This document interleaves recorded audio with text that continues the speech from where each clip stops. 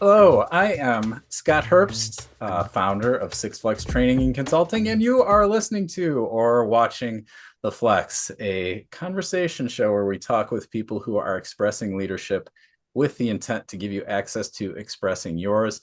I'm really excited to have today Dr. Marcie Beigel. Dr. Marcie is the founder and behavior expert at Behavior and Beyond.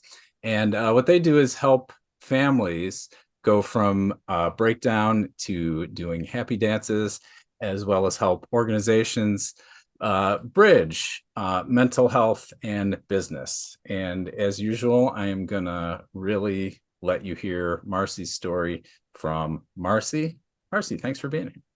Thank you so much for having me, Scott. I am really excited to be here because I love chatting about behavior. So my story started when I was a kid. I had learning challenges myself. I was in resource room, which if you don't know what that means because they don't do it anymore, it's like special ed light. I got pulled out a couple times a week, worked with Mrs. Ermilio, and she taught me how to read. She helped me unkerfuffle my numbers. I had a lot of challenges, but never fit into any of the boxes. So I was really smart. I was also in the gifted and talented program, but also really struggled. And that duality was challenging for so many of my teachers and for myself in so many circumstances. No one ever told me I was dumb, but I felt like I was dumb. And I luckily had amazing parents, and my mom would sit at the kitchen table and help me every day. And that is why I made it through school. And so I knew that there was something about the support that I got at home, the support from some of my amazing teachers like Mrs. Armilio, that really bridged that gap that not every child gets. And then graduated high school and needed to get a job. And I ended up working at a camp with children with special needs. And I was specifically put in a classroom with 8 nonverbal autistic boys. Oh, wow. And they became the love of my life. I always loved kids. I knew I wanted to work with kids, but there was something about the honesty and the transparency. I mean, I was, the bottom rung of the totem pole. There were other people who had the proper training, but it was my first exposure to kids that navigated the world this way. And there was something about my own challenges and the misunderstanding I felt in the world that seeing them struck a chord within me, and it really resonated. And so I went off to college and found a way to work with more children with autism, ended up in a weekend training to do ABA with this 3-year-old delicious kiddo and loved it. I just fell in love with that. And so did speech pathology and psychology undergrad and realized that this was going to be my career, working with kids on the spectrum, doing ABA, which is not exactly what I do anymore, but that was the beginning of the path. So I knew I needed more training. I went on to get my master's in that. So that's when I got my BCB right out of college, kept working, So became your master's in behavior analysis? Yes. Got it. Yeah. So my first master's is in behavior analysis. And the science makes sense to me. Like the fact that this is how we operate in the world just kind of clicked. And when I see kids that can't express themselves or don't have the words using their behavior, it felt like a puzzle to me. And I was like, what's happening here? What just happened in the last 15 seconds that went from us sitting here reading a book really nicely to you trying to bite me? Like, what? And my brain would start working in those moments. And I knew this was the work I wanted to do. It got me out Yeah. of bed every morning in a way that I am not a morning person. And I just kept walking down the path. I ended up being supervisor of one of the biggest home therapy agencies in New York City at 24 and realized that the tools that I was using on these kids were also the tools I was using with my teachers and the parents, and Mhm. that some of the really hard pieces of the work we do is how to help bridge the gap between the adults, the teachers and the parents. How do they have conversations, the parents understanding the tools and what they're doing? And so the way I was supervising was the exact same tools I was working with the kids. And I think that theme has lasted through my career. I ended up going back and getting my doctorate in special education, administration for special education, because I thought I wanted to open a school. Mhm. And I was 29. And to go from a kid who was in resource room, who needed special help, whose brain is not wired the way everybody else's is, to having my doctorate at 29 was rather remarkable. Like I can remember talking to my parents and then being like, we we didn't think this was going to happen. Like we thought you were going to be living at home. And not in any negative way. They just thought that because of the way they saw me operating as a kid, that I wasn't going to be able to. And I think so many parents now see that in their own children. You have a 5-year-old, a 7-year-old, a 10-year-old really struggling, and you're like, oh my gosh, what is their future going to look like? And my parents really thought that I would stay living close to home, maybe at home, have a lovely job as a teacher because I always loved kids, and that was going to be that. But they never told me that, and they always supported me, and the things made sense to me in this behavioral world. It's a world working with kids with autism that turned into working with other kids with special needs. And I knew there was something about the translation of what the behavior was and what we as the grown-ups needed to do to communicate better, to support the kids was a piece of the magic that I had to do. And so I started doing that. And I ended up really leaning in to parent training. For a long time, I went into homes, I worked with kids directly, and I would leave and I'd go home and, Yeah. go on with our life. And I can remember the moment that it shifted for me where I moved into parent training because I had a family I'd worked with both their kids. The younger one had an ear infection. I was there that afternoon, gave him his medicine, and the mom called me hysterical, just hysterical at like 8:30 at night. He won't take his medicine. If he doesn't take the antibiotics, he'll be up all night crying. Then tomorrow will be awful. What did you do? I was like, I don't know. I just handed him the cup. But it's New York City and they lived 4 blocks from me. So I said, just sit tight. I'm coming over. And I Yeah. came over and I walked in the door, and from the chair he was sitting on in the kitchen, he could see me.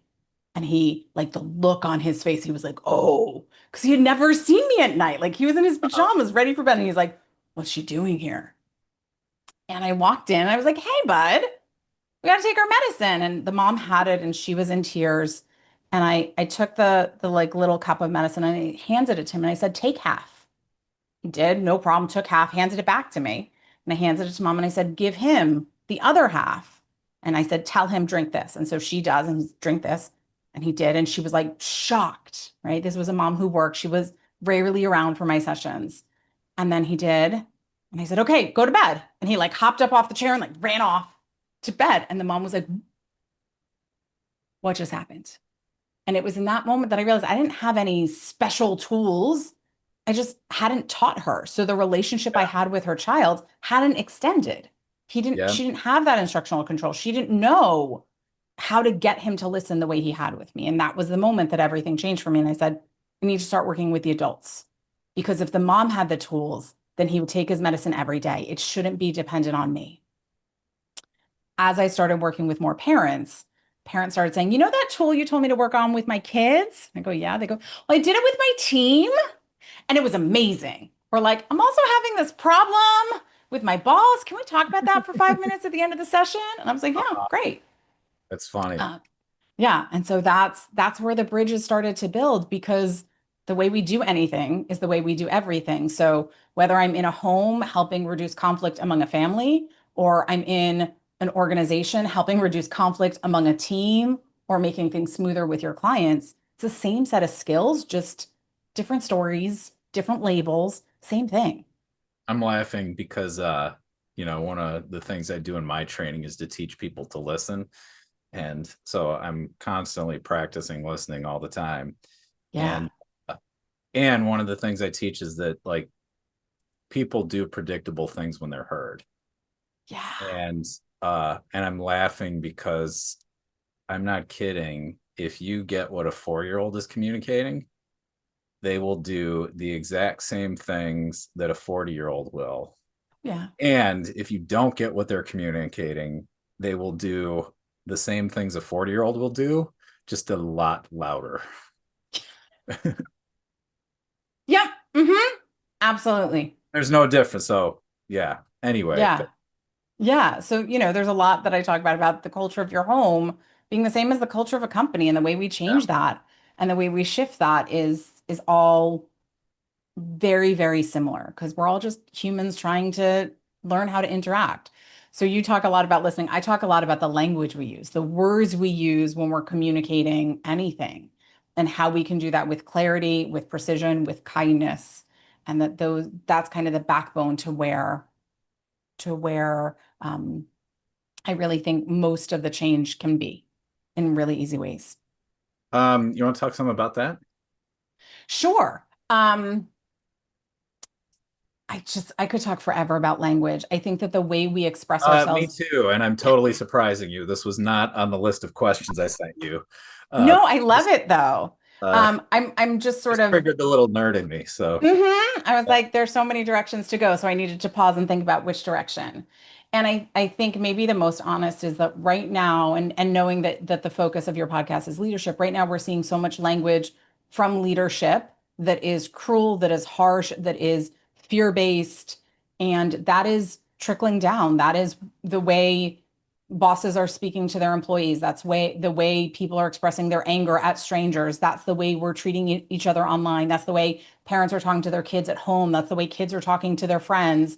It's all there's so much modeling of negative, harsh, cruel language that's getting normalized, and it devastates me and it breaks my heart, and it is not the most effective way, right? When we think about punishment, like there's no reason that I ever have to go negative to make an impact, right? Especially parents have been so conditioned that if I want my kid to stop, I have to yell at them. No, yeah, no, actually, you can change it a lot faster, a lot quicker by shifting the relationship and using positive language. Tell your kid to stop running. You're going to say that every single time that you are out on the street and they are running away from you. Teach them to walk with you. You have to put in a little more effort, use different language that you're not used to using, maybe, but then that will forever change the behavior, and your child will walk with you unless you're going for a jog together. And so using our language in a positive way is a huge, huge thing that I think helps strengthen relationship, motivates people. If you know that I care about you, you're more likely to do things, to put in effort to help me. Um, it changes so much. And the way you know that I care is the way I talk to you. yeah. Let's talk about that. I think that's a really brilliant insight. I expect that most people care about people. Yeah. Uh, I think I very rarely meet someone who I'm like, wow, they really don't care about the people in their life. Um, Yes. and I would assert that as a species or as a culture, maybe, I don't know if species, but as a culture, like we're pretty bad at expressing that. That Yes. like we don't have a lot of skill in actually expressing caring. Mm-hmm. Uh, so given that you're saying it's a pretty important part of engaging and motivating people, Yeah. can you share some insights about really expressing that in a way that, and especially in professional settings, right? Uh-huh. For sure. And I think some of it is the language we use outside to other people reflects the language inside our own brains, right? We're not nice to ourselves half the time. Yes. So how can we be kind to others, right? We're probably nicer to the other people in our lives than we are ourselves in our own heads. So some of it is recognizing that and being like, can we talk to ourselves nicer? Yeah. The other thing, before I give some really concrete examples, because I have those and I love those, is I also think that we are stuck in this, I love my people, but I don't love them. And there's a Yeah. lot of us versus them happening. And I really have started to think about the world as two groups of people that's not us and them. It's the people that are my beloveds, the people I love in the world, and then the people who are loved by somebody else. Yeah. So you may have a totally different belief system, structure, whatever, but there's someone in this world that loves you in Yeah. all of the what I think is bad ideas. Somebody loves you in that way. And so how can I treat you the way I hope you treat my loved ones? And if I Yeah. remember that everybody is loved, it just shifts the like hatred that people are feeling for each other and brings back the humanity. Yeah.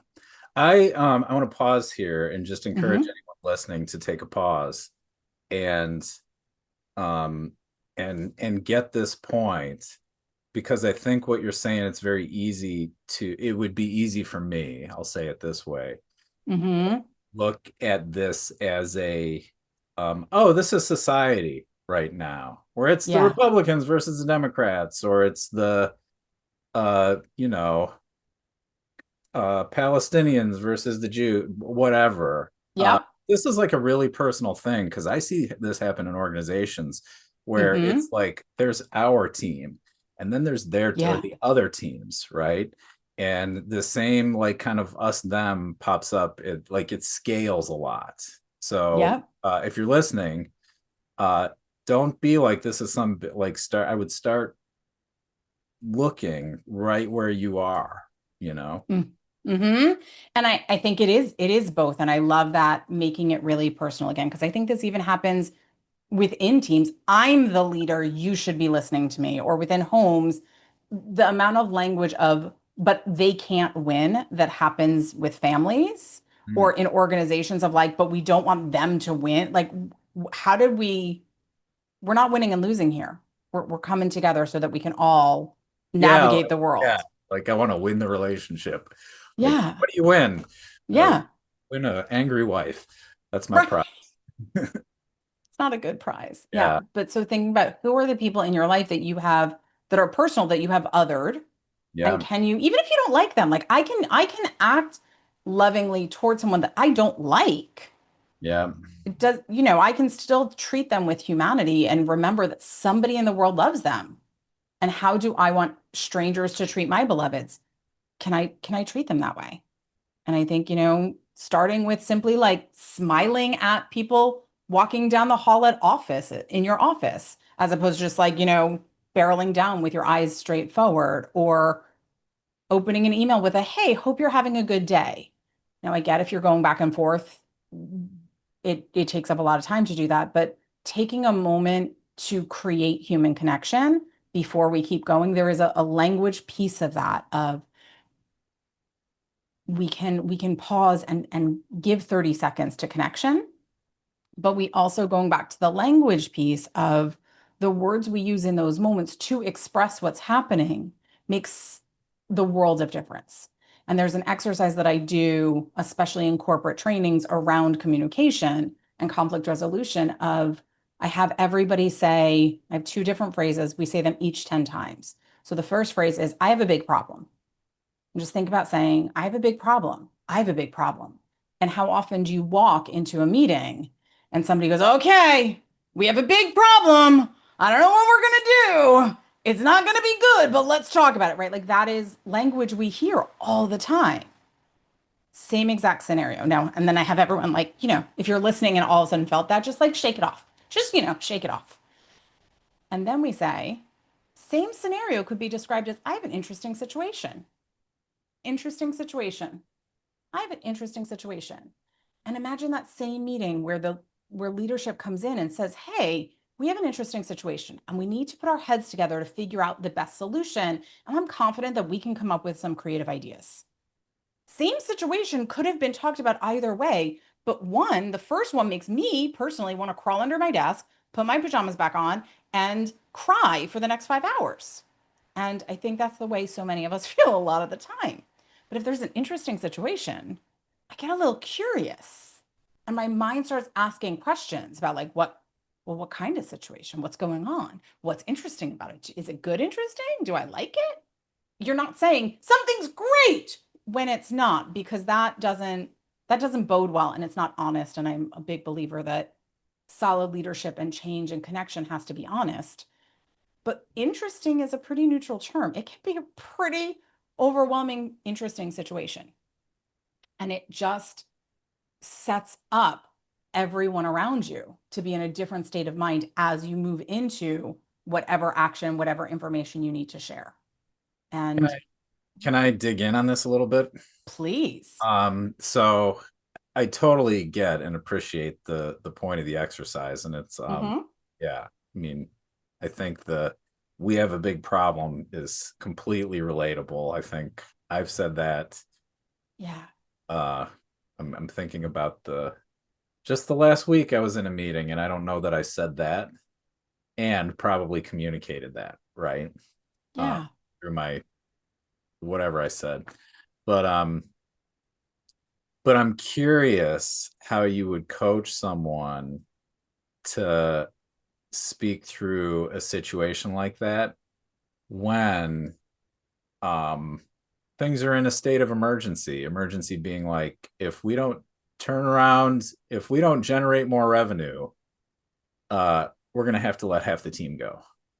Yep. Or yeah. Yep. Well, and mind you, I provide mental health crisis support. Yeah. So, I went out to Pasadena and provided some support after the LA fires. I've worked with communities that have lost someone by suicide. So, like the really emotional, tenuous moments, this is tools that I work for that. I Yeah. also work with organizations that are currently government funded or government adjacent funded that are exactly in that Right now situation in that situation. Yeah. And I actually had a keynote with them with one of them 3 weeks ago, and we did this exercise because the truth is, in order to figure out what to do to salvage as many people as possible, to keep as many jobs, and to leave the people that are either unfortunately fired in the Mhm. best place to be resilient and go figure out their next, and to keep the people that are maintained in their position in a state of mind where they can keep going. This type of language is critical because if you walk in panicked and overwhelmed and oh my gosh, like it's holy crap, well, then they're all going to feel that way. And when we are in that place, we're in fight or flight, our body is activated, and we're not thinking straight. We're just all going to sit in that meeting and spiral around how horrible it is. And there is a time and a place for all of our emotions around bad situations. I'm not pretending that, the threat of being fired or the downsizing that is happening or all of the reconfigures are not horrific. But there's a moment to say, here, I'm going to have my feelings about what's happening, and I'm going to go be productive about problem solving. And we have to separate those two. And being clear on your language allows you to walk in and say, this is a problem solving meeting. I'm going to give you the information about what's going on. I need us all to take a deep breath and say, we're going to have our feelings later. Whether that's we're going to go to happy hour, or whether that's we're all going to go separately to lunch and sit in our cars and process it, whether I'm going to make sure there's a therapist on call, whether I'm going to remind you of what your benefits offer for mental health support. Maybe we're going to have the meeting and then I'm going to tell everyone to go outside, right? Like there's a way to support the emotional connection that comes with these really scary conversations. But the language we use, and to set it up by saying, we have to think as clearly as possible about this really hard thing right now. So I'm going to tell you something, and I'm going to ask you to take a few breaths with me afterwards. We're going to do a box breath because that helps regulate our nervous system, or we're going to shake it out. And it seems really weird to do some of these things in a corporate setting, but it also helps. Like I literally will do on stage in a meeting in small groups with businesses, like I'm setting a timer for 2 minutes and we're all just going to shake. We're just going to shake it out because everyone's feeling a whole lot of stuff. And this is how we get rid of it, just like the animals. And then we're going to sit down and we're going to get down to business because we have to do both. And right now, I think everything is so kerfuffled that our emotions override the problem solving, with override our Yeah. emotions with override the problem solving. And if we say, hey, you get to have both, but this is the time for creativity, for problem solving, for planning. And then we're going to have that conversation too. Or here is where, right? If you're not a company that Yes. does that, then here's where you should go have that conversation. Yes. Allows for the wholeness of what's needed to be productive and have a company full of real human people. Yeah, I want to underline for the people listening that what you're talking about here to me doesn't sound like it's just positive thinking. And No. then that's kind of where my question was heading was like I could see in a really tense situation like that, if you said, just we've got a really interesting situation, like people are going to be like, BS, this is not interesting to me.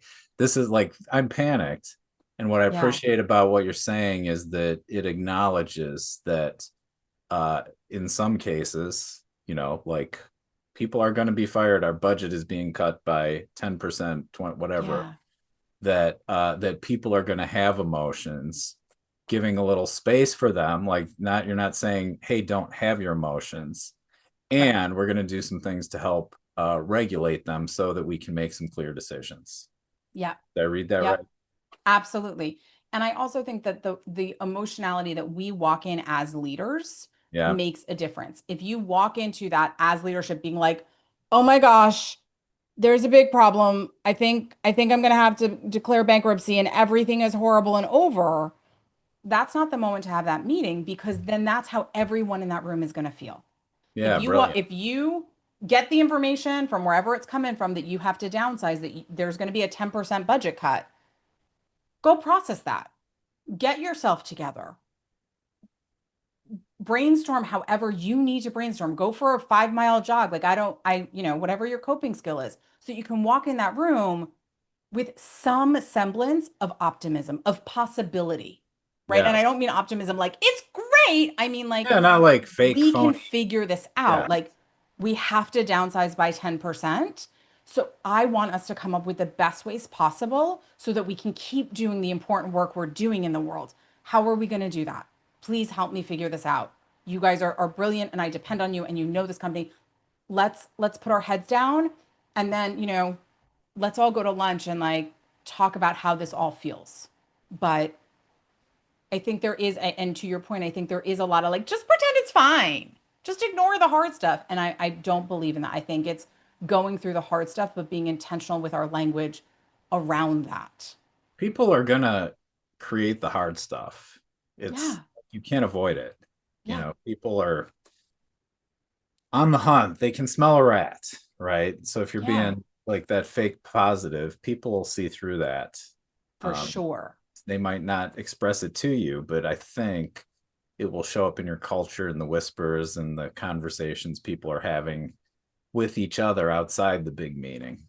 Well, and then that gets perpetuated, right? If Yes. I'm just sugarcoating everything, then they're going to sugarcoat everything. Then I don't really know what the problems are Yeah. outside of the ones that I'm bringing to the table. So if Great there are point. disagreements on a smaller team that I'm not actively involved in as the leader, if I'm just like, "Oh no, we're good," then when I have those meetings, they're going to be like, "Oh no, I'm good."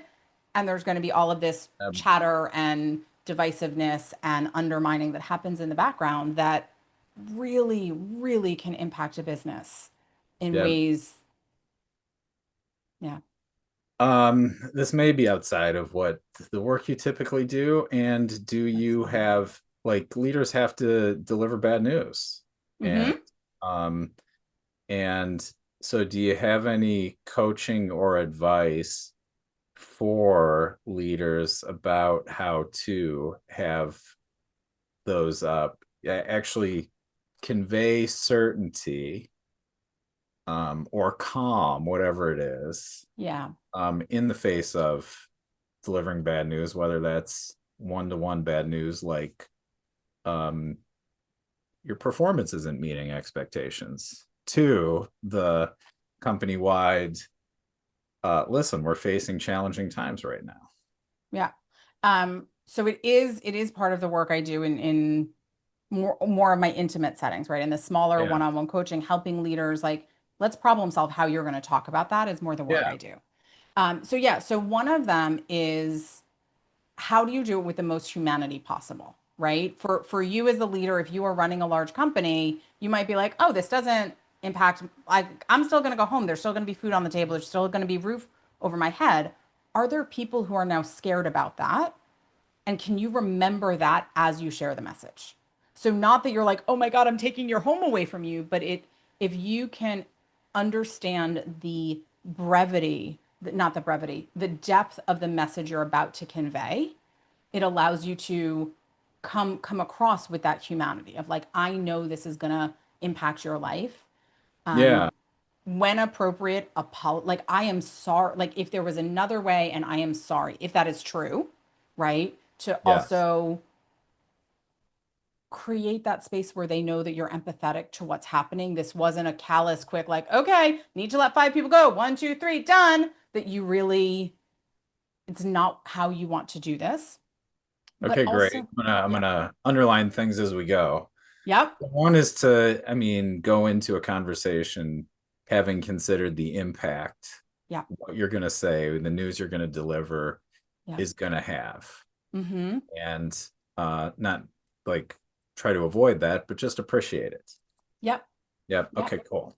I also think having it be having say the actual words and say it clearly and concisely. Sometimes when we get nervous, when we feel overwhelmed, when it feels hard to say something, we're like, well, so there's sort of kind of thing I got to tell you, and I'm not really sure if, well, so good luck out there. And we never actually say the words, and then people are confused. And so if you are letting someone go, if you are cutting back, if someone's not doing well, you have to say, your performance on showing up on time to work is is unacceptable, and we need to make a change so that you actually get into the office on time, or you log in on time on a regular basis, right? Like you have to Yeah. actually say it, but say it clearly and then stop talking, right? Like we circle around things because we're uncomfortable. Like say it and let it land Yeah. and be digested. I love that. I would, if I can add, I Mm-hmm. would say if you're nervous about having a conversation like that, Yeah. run it by someone. Yep. Because I've talked with so many people in debriefing a conversation, and what I hear a lot is, well, I basically said. Right. And whenever someone says I basically said, I'm like, alarm bells go off, and I'm like, Yeah. okay, but what did you really say? And Mm-hmm. oftentimes it is. It's like that. Well, it was kind of vague, and like I think they got the message, and Yeah. And and then, like, well, yeah. right. Okay. So So be clear and be to clear. the point and straight. Yeah. And I Yes. would also make sure that you have concrete definitions of what the problem was that is objective and observable and what Yeah. you want, right? So, this being late seems to be the theme that I'm using as an example. So, the workday starts at 9, and in the past 2 weeks, you have only been here at 9 o'clock on one day. That's Beautiful. that's Yeah. not acceptable. So moving forward, I need you to be here at 9 a.m. I need you to walk into my office and say hi. Anytime before 9 a.m. is great, but by 9:00 for the next, 7 days, for the next 14 days, for the next month, whatever it is that you need so that we Yeah. can get this back on track. Sometimes when we're talking about change, we're vague about, you need to do better. I don't know what better means to you. They don't know what better means to you. And so there has to be a very clear defined what's the measure. So it's not, they just don't like me. They Yeah. just didn't see. Better could be showing up 2 days out of 9 on time. Yeah. And what you want is no, I need you here every day, Yep. 5 minutes ready to go in your seat at Yeah. 9. Yeah. Yep. Or like the start of work is 9, which means at your computer, email up, ready to type, not walking in the door, taking your coat off, getting your coffee. Or Yeah. that's the culture of your office, and then that's okay. But wherever you want that line to be Make clear it about it, clear. communicate that. And then also, how do you put in a plan to make change? So the other thing that I think happens to this positive negative piece of language is we get stuck on the you didn't, it was wrong, you were bad, it's not okay. And we don't spend as much time on the I know you can do this. Like I Yeah. have faith that this is possible, or I'm really excited for what happens in your performance when you are actually here at 9, ready to start the day, because we're going to be able to get so much done together, right? How do you remind them that they are capable, that it is possible, and not in a like, you're great BS kind of way, but in a very genuine, I want you here at 9 because the work you do is important to this company. And therefore, I need you here doing it so that we can create a bigger impact, so that the ripple, so that other people, you're part of the culture, whatever the answers are. But we have to remind them why it is important and what the positive possibilities are when they actually go put this in place.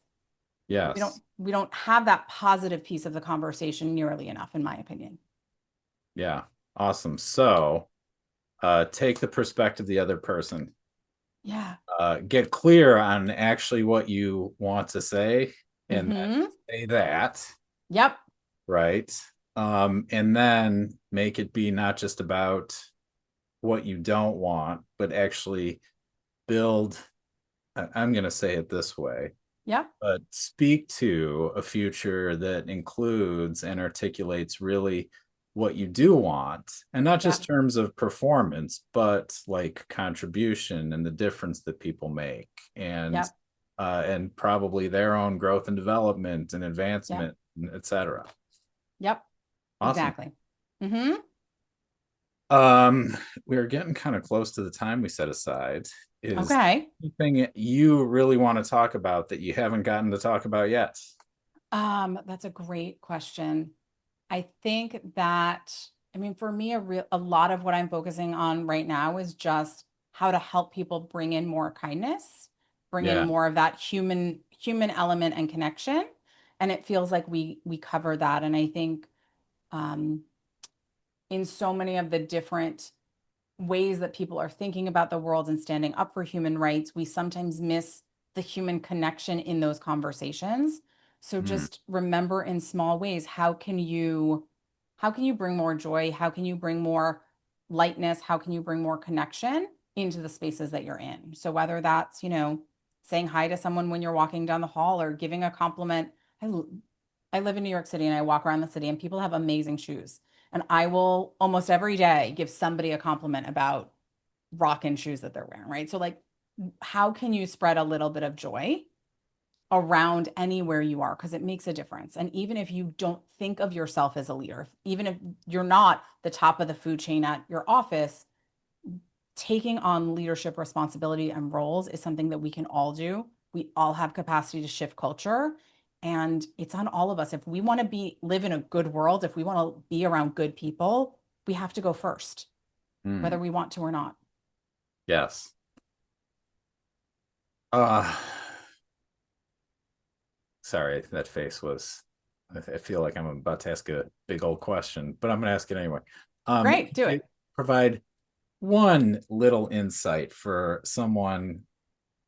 One thing you've pointed to is that people can provide leadership from anywhere, Yeah. and anyone can influence culture. It's not just up to the boss, the president, the CEO to, Yep. and like you can influence culture from wherever you are. Yep. And if you could offer one small piece of advice that anyone anywhere could use to upgrade culture today, what would you say? Take this action. Oh, oh, I love that. Okay. Take this action. Okay. So I was thinking, so one of the things that I say all the time is small steps lead to big Mhm. change, Yeah. right? So your question really is what is the small step that they can do in Yeah. order to create big change? So I would take this one action, I would do it in the morning and I would do it at the end of the day. So in your car or on the subway on your way to work, or even if it's just, walking from your living room to your desk, remind yourself that it's going to be a great day. Just say in your head, I'm going to have a great day. And then at the end of the day, as you close your computer, as you walk to your car, as you drive home, say, I had a great day. And the caveat I would add to that, because I'm sure that you are thinking that is BS and putting fluff on poop. And I want you to think about one or two things that happened that were actually great. And if it doesn't feel like anything great, then good, or something that you were grateful for, right? But in the morning, you get up and you're like, oh, today's going to be a great day. I actually woke up. Look at that. And I'm dressed like a human. It's going to be great. Because to me, that is sometimes the bar. I know that, when you're in charge of things, you're not supposed to admit that you have days when you don't want to put on real clothes, but I have them. So just being like, today's going to be great. I am already up and dressed before my first appointment. I'm not just in a shirt and pajama bottoms. I'm winning, right? Like that is great. That's a huge win when you work from home sometimes, right? And at the end of the day, we're so good at reminding ourselves all of the places we failed, all of the places we didn't finish, all the, why did I eat potato chips for dinner again? Really should have had actual lunch, all of those things, but say, like, today was a great day. I had a really good conversation with Scott. Or, wow, I actually was really productive and got through all of my emails. Or I got up and went outside at lunch to get some sunshine, right? Whatever it is, just today is going to be a great day and name one reason why you think it's going to be great. Today was a great day and at least one reason why it was great. It Yeah. helps rewire our brain to look for good things. Yeah. Awesome. I love it. I actually started in April. I decided it would be a good idea to every day write down one thing I really appreciated or enjoyed about the day Yeah. before. Yeah. Uh, and towards I mean, you know, the behavior analyst in me is like, I need more data. But I can tell Always. you just today, like I enjoyed pumping gas. Mm-hmm. And I don't know that I've ever enjoyed pumping gas before. Do you know what I'm saying? Yeah. Where it's like, oh, it's a really nice day out today. Like Yeah. I get to stand here for 3 or 4 minutes while this thing does. Yeah. Cool. It's a little Zen moment. I've never thought Yeah. of pumping gas All as a little right. bit So Zen, but I look like that. for like tell Yeah. yourself you're gonna have a good day and then later on reflect on what was good about today. Yeah. Today's going to be great. I'm meeting with Scott to have an interesting conversation. It's going to be awesome. Oh my gosh, I had a great day. After Scott and I talked, I went for a walk. It's awesome. Cool. Yeah. The connection I see between what you're saying as a practice and actually building culture in Mm-hmm. is that as you practice being someone who's connected to enjoying looking for the great in life, Yep. it's going to alter how you show up in the workplace or how you show up with your family or Yeah. wherever. I mean, really, any culture you Any. participate in. Yeah. And So that's I love it. 100%. It creates a ripple, Yeah. right? Where you're like, I'm just doing this thought exercise in my own head. Like, how is that going to help me? But it creates a ripple. And then you're like, oh, hey. And you end up having conversations where you're like, I really appreciated pumping gas yesterday. Isn't that interesting? It shifts the conversations you're having. It shifts the things you're noticing. It shifts what you say to other people. Oh my gosh, that was great when you were in the meeting. Because sometimes what was great about my day was what somebody else did. And I will go tell them. And it starts changing all sorts of pieces and connections without you trying to change those pieces. And that ripple is Yeah. so powerful and so unexpected. Yeah. It just adds a spark to the environment. Exactly. We I all had a need a little friend, extra sparkle. Nathan Taylor, and this was when I lived in Chicago. We lived on the same bus line, and periodic, this happened like twice that I can remember. Mm-hmm. But where he got on after I was already on the bus, and of course everyone's standing there with like bus face, and you would feel the energy shift. And then I like what's going on? Like everyone's in a better mood, and I look up and there's Nathan, and Nathan was just this big joyful like guy who was like Yeah. unabashed in his joy. Yeah. You Um, know, when you not saying have you everyone should be like Nathan, but be a little joyful. but if you take a little bit of Nathan, Yeah, yeah. right? Like if that's not your disposition, you don't need to fake Over it. time on a day-to-day basis, it makes a difference. Yeah. And I might also just give a shout out that that might have been something Nathan worked at. It might have been partly his natural nature, but it also is probably something he put effort into or found reinforced by people enjoying it. That as someone who is naturally seen as a really positive force in the world, it's something that I put in energy to, that I intentionally cultivate and build.